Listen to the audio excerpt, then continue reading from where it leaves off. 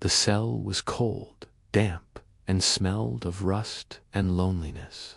Mark Dalton had been in Blackridge Prison for 7 long years, serving a 15-year sentence for armed robbery gone wrong.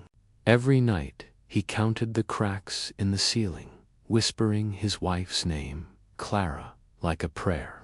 She had been his light through the darkness, writing him letters every week, promising to wait, promising love. But that morning, the letter he received wasn't like the others. The handwriting was shaky, rushed. When he tore it open, his heart froze. It wasn't from Clara, it was from his old friend, Jacob. The letter read, "Mark, I wish I didn't have to tell you this.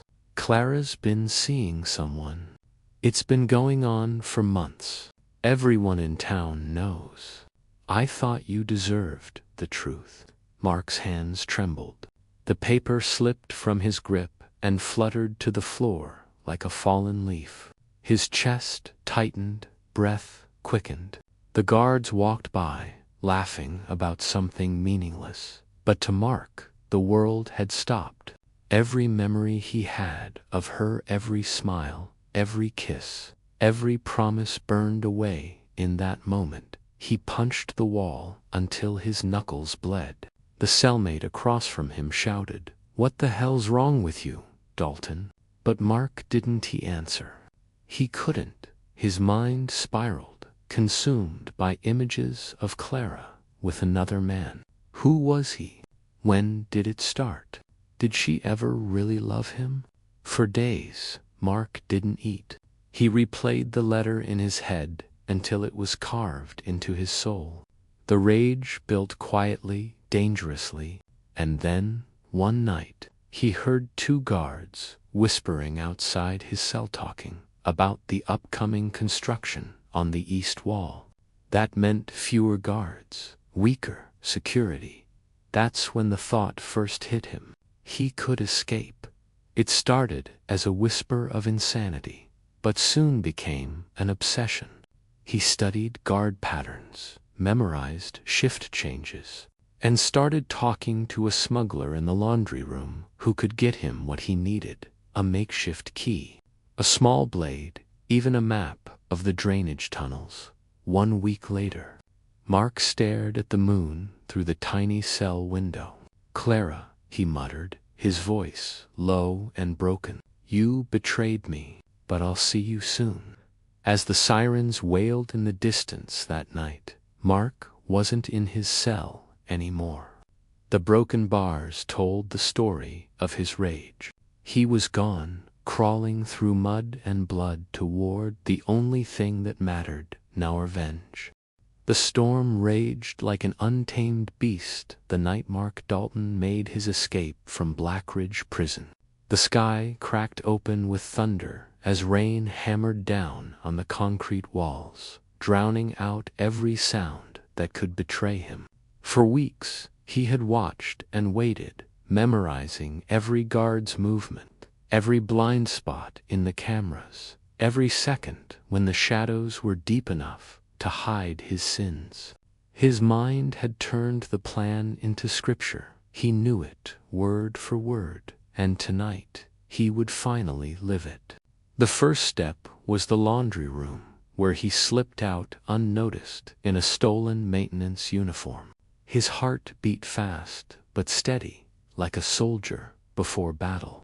He had bribed an inmate named Collins for the fake badge and the small screwdriver that now sat hidden in his sleeve. Collins thought he was helping a man desperate for freedom. He had no idea he was fueling revenge. The east wall was under construction, its fencing weak, mud thick, and the guards distracted by the storm. Mark moved like a shadow, blending with the chaos. When he reached the drain tunnel, he paused, looking back at the prison one last time. Behind those walls lay years of pain, betrayal, and wasted love. Ahead lay justice, his kind of justice. He dropped to his knees and crawled into the tunnel, the stench of filth clawing at his throat. Rats scattered ahead of him, the cold mud sucking at his hands, but he didn't stop. Each scrape, each bruise, each heartbeat whispered Clara's name. When he finally emerged from the other side, he collapsed onto the wet earth, gasping for air. The rain washed over him, mixing with blood and grime, but he didn't feel it. He was free. He laughed a low, broken laugh that echoed through the trees. It wasn't joy, it was madness. Freedom wasn't the reward. It was the weapon he would use to make her pay. Mark stumbled through the woods, guided only by lightning flashes that lit the path ahead. He found an old cabin, abandoned and forgotten like him. Inside, he stripped off the prison uniform and found dry clothes in a dusty closet. A cracked mirror hung above the sink. When he looked into it, the man staring back didn't look human. Hollow eyes, bleeding knuckles, a face carved by rage.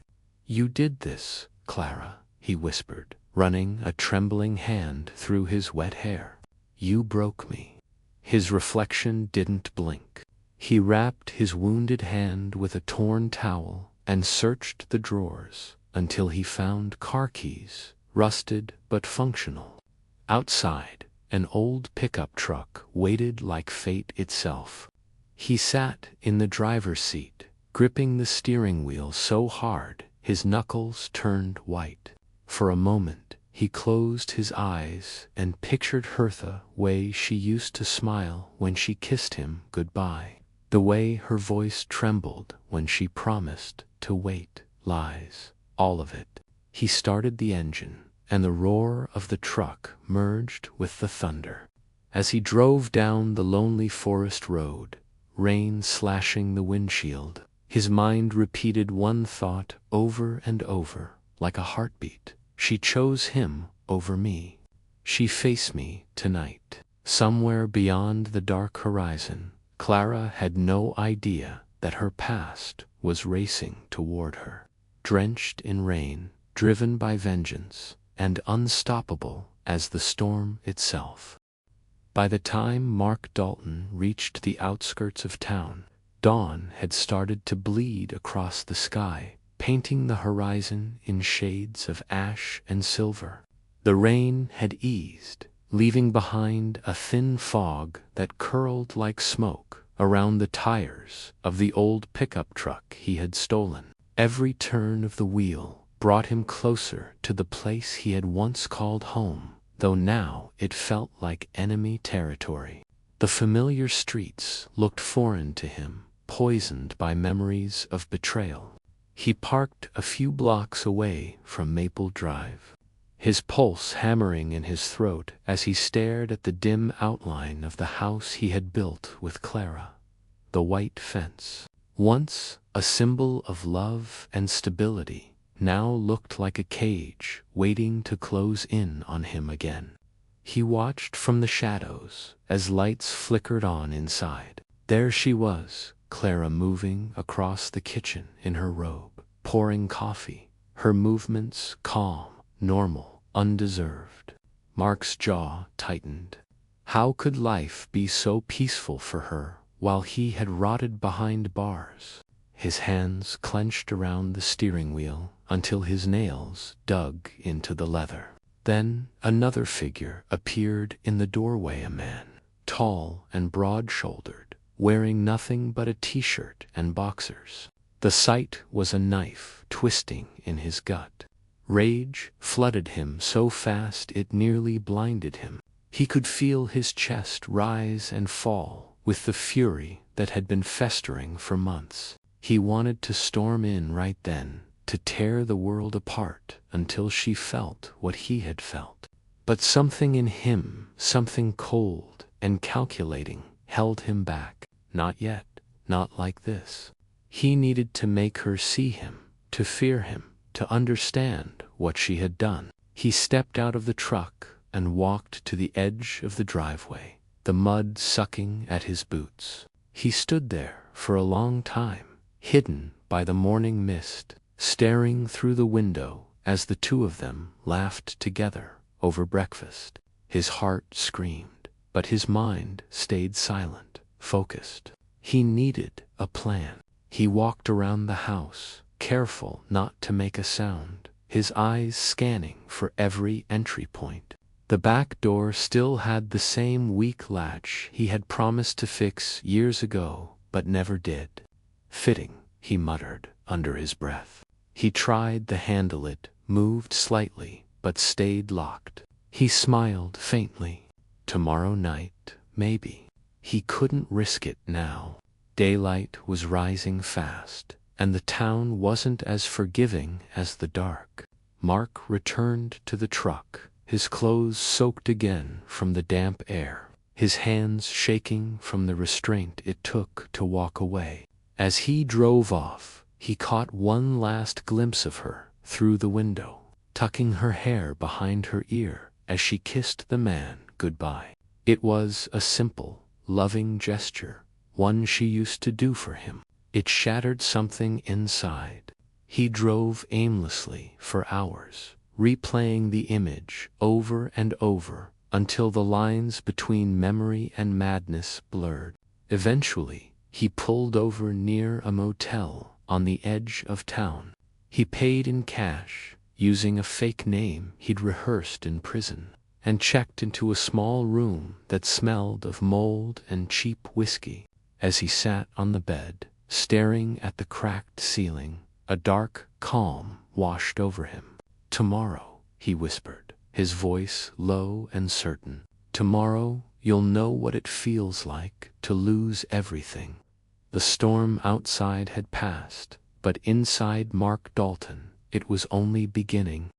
The motel room was silent, except for the faint hum of the old refrigerator and the soft tick of the clock mounted crookedly above the door.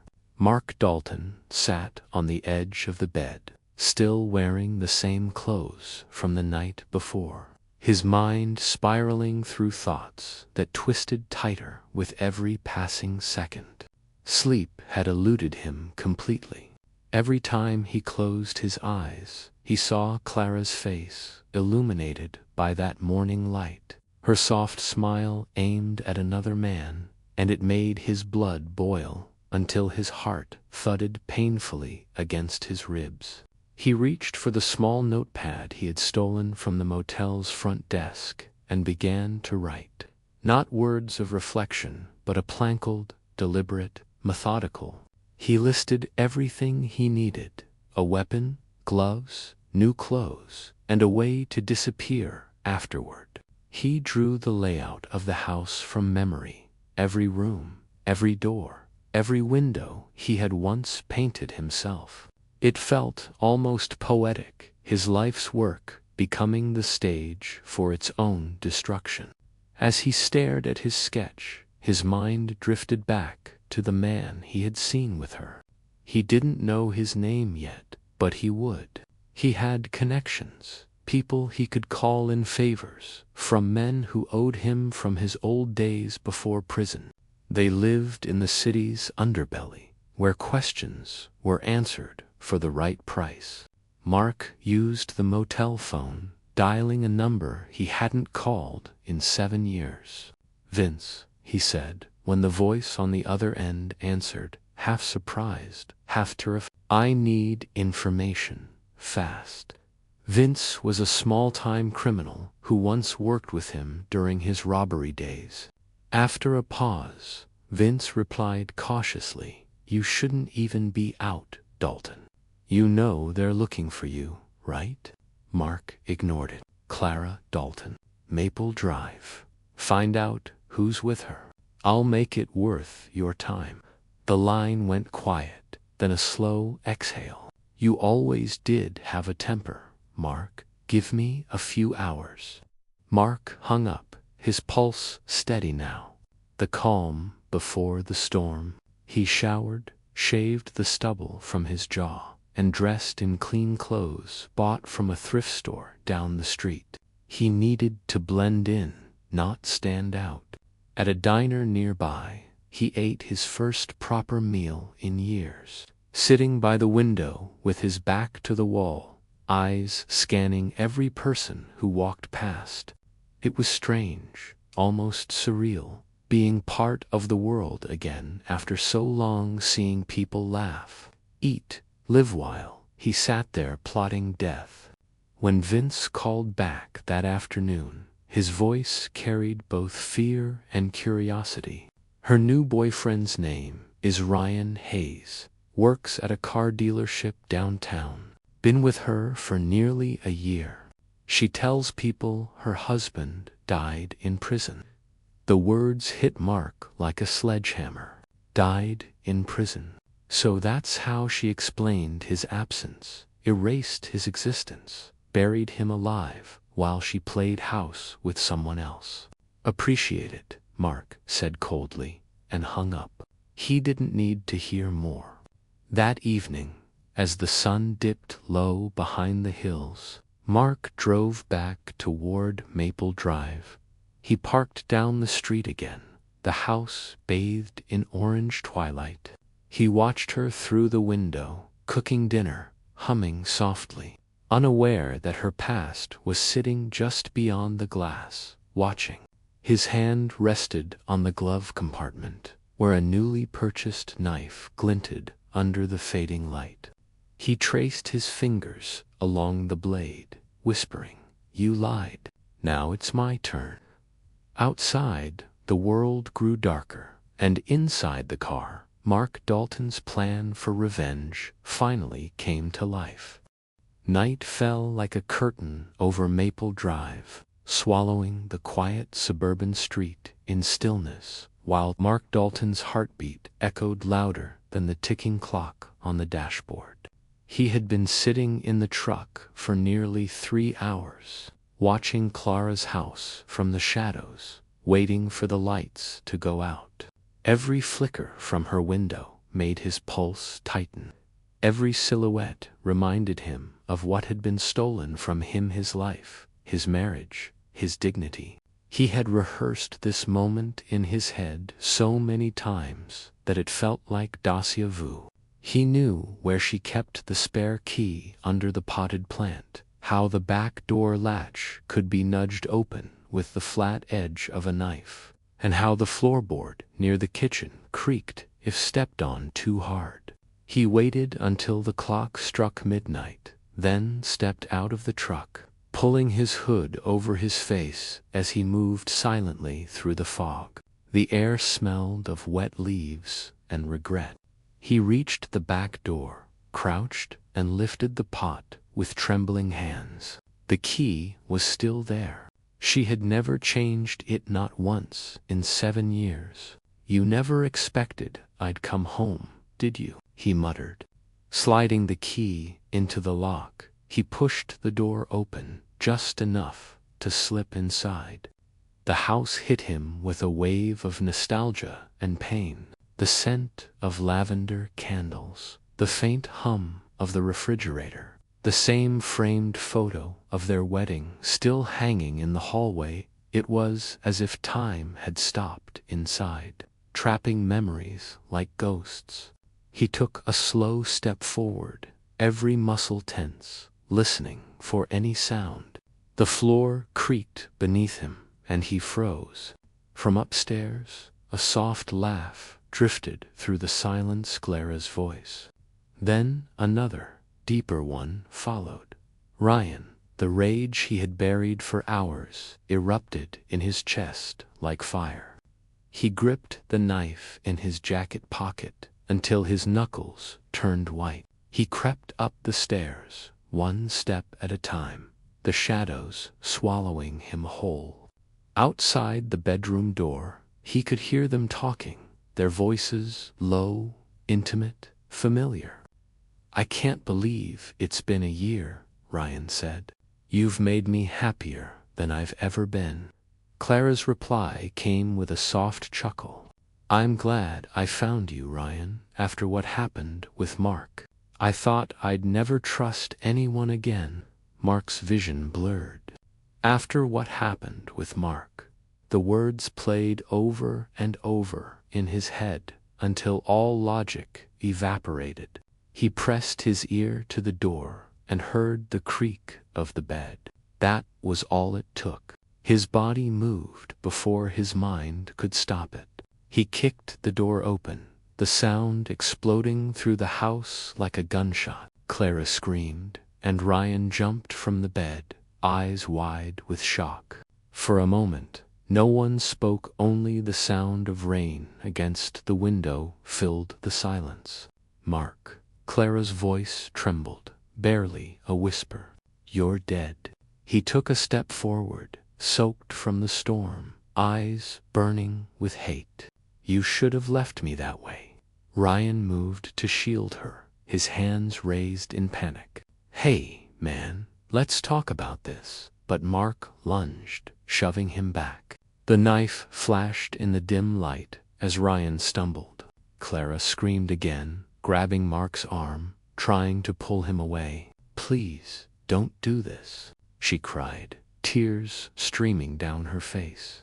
Her touch froze him for just a single second that kept him from plunging the blade. That hesitation was enough for Ryan to shove him back and send the knife clattering to the floor. They struggled, crashing into the nightstand, breaking glass, furniture splintering beneath their weight. Mark snarled, his strength fueled by fury and heartbreak. It was chaos, loud and violent, but beneath it all was a single, twisted truth. Mark Dalton had finally come home. The room exploded into chaos, a storm of screams, grunts, and the sound of splintering wood as Mark Dalton fought like a man possessed. His mind was gone, there was no reason left, only rage and betrayal driving every movement.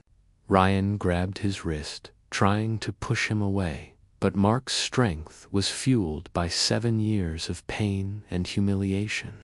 They crashed into the dresser, sending a lamp shattering to the floor, sparks flashing for a brief instant before plunging the room into darkness again. Clara cried out, her voice cracking with fear. "Stop it, both of you."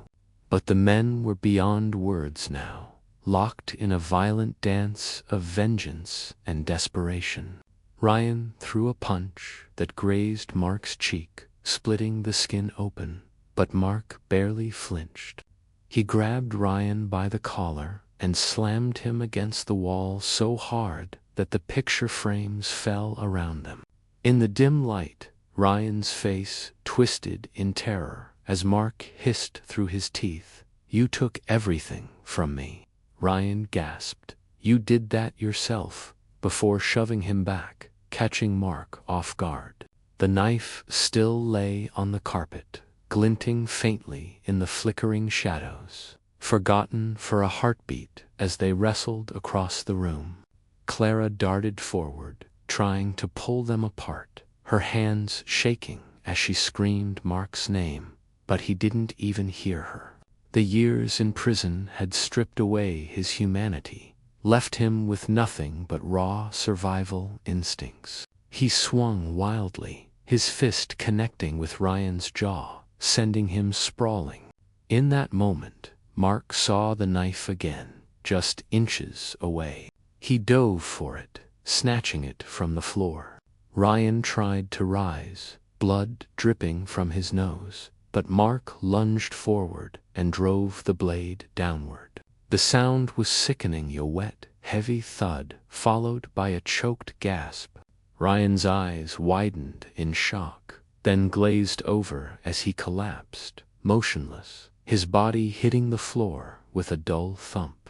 Clara froze, her hands over her mouth, staring at the blood spreading across the carpet, red and alive. "Oh my God, Mark, what have you done?" she whispered, her voice trembling so violently it barely made a sound. Mark stood over the body, chest heaving, eyes wide, the knife still trembling in his grip. For a second, it was as if time stopped. The rain outside, the thunder, the sound of her sobbing, all of it faded. He dropped the knife, his hands shaking, and looked at her. He deserved it, he said hoarsely, his voice broken. You both did. Clara stepped back, tears streaming down her face. No, Mark, this isn't you. He laughed, but it was hollow, almost mad. You don't know me anymore. His gaze flicked to the doorway as red and blue lights began to flash faintly through the rain outside. Neighbors must have heard the struggle. Sirens wailed in the distance, growing louder with every heartbeat. Clara turned toward the window in panic, then back to him. You have to run, she cried, but he didn't move. He just stared at her, expressionless, drenched in blood and rain. As the realization hit him, he had nothing left to run for. The sound of approaching footsteps and shouting voices filled the air. Police, step away from the victim. Mark's eyes darted around the room, his breathing erratic. He could flee, jump through the window, vanish into the night again, but part of him didn't want to. The fight was over. The vengeance was done. He looked at Clara one last time, her face pale and broken, and whispered, I told you I'd come home. Then he raised his hands slowly as the door burst open. Flashlights blinding him, guns drawn, voices shouting commands he didn't hear. All he could feel was the blood on his hands, warm, real, final. The room pulsed with chaos as flashing red and blue lights bled through the shattered window, washing everything in a dizzying rhythm of color and despair. The air was thick with the metallic scent of blood and the echo of Clara's sobs. Mark Dalton stood frozen, his hands raised halfway, the knife lying near his boot, still glistening under the trembling light.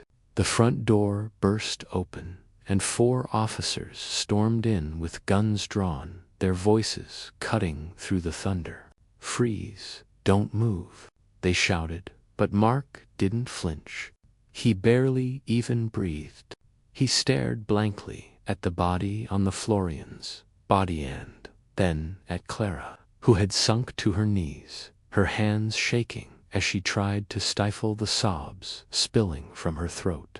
The lead officer advanced cautiously, weapon steady, his flashlight slicing through the darkness. Mark Dalton, you're under arrest for murder, he barked, his voice harsh yet uncertain, as if he too could feel the weight of the tragedy before him. Mark didn't resist when they grabbed his arms and forced him to the ground.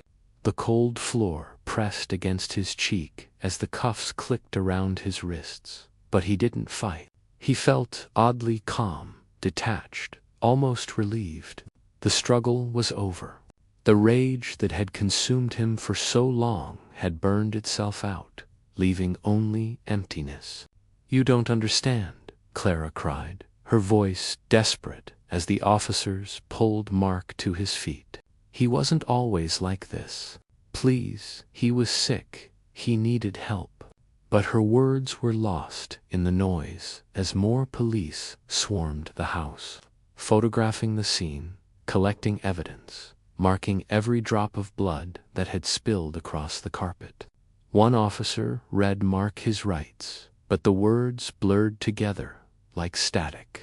He barely heard them. His gaze stayed fixed on Clara, who stared back at him through a curtain of tears. Their eyes met hers, full of grief, his hollow, tired, and resigned.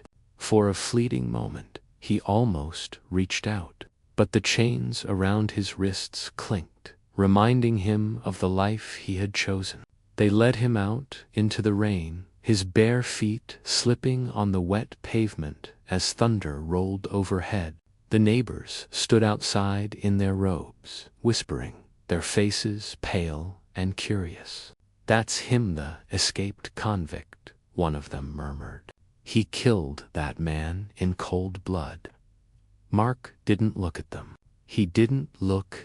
The world around him had shrunk to the sound of rain hitting the police car roof as they pushed him into the back seat. The leather seat was cold, the handcuffs digging into his skin, but he didn't care. Through the rear window, he caught one last glimpse of Clara standing in the doorway, drenched and shaking, watching as they took him away. Her lips moved, but he couldn't hear her words. Maybe she was saying his name. Maybe she was saying goodbye. The drive to the station was silent, except for the low crackle of the radio. The officer in the passenger seat read from a file, muttering about how Dalton had been presumed dead after a riot years ago, how his body was never found. "Guess the bastard fooled everyone," he said under his breath. Mark closed his eyes, leaning his head against the window. The rain outside blurred the lights into streaks of red and white. For the first time in years, he didn't feel anger, just exhaustion. When they arrived, the officers dragged him out, booked him, and led him through the sterile halls of the county jail. As the cell door clanged shut behind him, Mark sat down on the hard cot, staring at his cuffed hands. "You finally made it home," he whispered to himself, voice flat and broken. Outside, the storm faded, leaving only silencing the faint echo of a life destroyed by love, lies, and vengeance. The interrogation room was a square box of stale air, humming fluorescent lights, and peeling gray paint that made everything inside it look lifeless. Mark Dalton sat in the metal chair, wrists chained to the table, eyes fixed on the faint reflection of his face in the one-way glass across from him. He looked older than he remembered, hollow eyes, bruised jaw, dried blood on his cheek that the rain hadn't washed away. Hours had passed since his arrest, but he hadn't spoken a word. The officers came and went, leaving him in silence, hoping the weight of his guilt would crush him into confession. It didn't. Mark wasn't afraid of punishment. He had already lived through hell. Finally, the door opened with a groan, and Detective Harris walked in, a heavy-set man with tired eyes and a voice like sandpaper. He dropped a thick folder onto the table and sat across from Mark, studying him carefully. "You've caused quite a scene, Dalton," he said slowly, flipping open the folder. "Escaped, convict, murder, domestic connection. It's a tragic headline waiting to happen." Mark didn't respond. Harris leaned forward, folding his hands. "You want to tell me why? You had 7 years left on your sentence. You could have walked free someday. Why throw it away?" Mark stared at him, then finally spoke, his voice low but steady. "Because I was already serving a life sentence," he said. Harris frowned, not sure what to make of the answer. "Your wife's alive," he continued carefully. "She's giving her statement right now. Says you were a good man once." Mark's jaw clenched. "Once," he echoed bitterly. The detective opened a photo from the folder, crime scene picture of Ryan's body on the floor, blood staining the carpet, Clara crying in the background. He slid it across the table. "That's what you did. That's not love." Mark stared at the photo, unblinking. His reflection in the glossy surface looked like a stranger. "He took my life before I ever touched him," he said, voice trembling with something between anger and grief. "I sat in a cage for 7 years, dreaming of her, believing she was waiting. She moved on, told people I was dead, replaced me like I was nothing." Harris sighed, rubbing his temples. "People move on, Dalton. That's what happens when you disappear." Mark's gaze snapped up, sharp and full of fire. "I didn't disappear. I was buried alive." The room fell silent. The hum of the lights grew louder, filling the space between them. Harris leaned back in his chair, studying him again. "You know you're not getting out of this, right? The best you can do is explain yourself. Maybe the court shows mercy." Mark laughed softly, hollow and humorless. "Mercy," he said. "I stopped believing in mercy a long time ago." The detective hesitated before closing the folder. "She's not pressing for the death penalty," he said quietly. "She says she still sees the man she married somewhere under all that anger." Mark's expression flickered just for a second, but then hardened again. "Tell her not to," he muttered. "Tell her to forget I ever existed." Harris stood, collecting his papers. "You really loved her, didn't you?" Mark didn't answer right away. He looked at the reflection of himself again, the ghost of who he used to be. "I still do," he said finally, "and that's the cruelest part of all." Harris paused, then left the room, closing the door behind him with a quiet click. The hum of the lights returned, steady and merciless. Mark sat in silence, his eyes fixed on nothing, as if the walls themselves were swallowing him whole. For the first time, he understood what true imprisonment was. It wasn't the bars or the chains. It was the weight of everything he could never undo. The courtroom was silent, except for the faint ticking of the clock above the judge's bench, each second cutting through the tension like a blade. Mark Dalton sat at the defendant's table, dressed in a wrinkled gray prison uniform, wrists still cuffed in front of him. His lawyer whispered last-minute words of hope that neither of them believed. Across the room, Clara sat in the front row, her eyes red and swollen, her hands trembling in her lap. She couldn't look at him directly, yet she couldn't look away either. Every time their eyes almost met, she flinched, as if burned by the ghost of what they once were. The prosecutor's voice echoed as he summarized the case: escape from lawful custody, first-degree murder, attempted assault. Each word felt like a nail in Mark's coffin. Harris, the detective who had interrogated him, sat behind the prosecution table, watching with quiet resignation.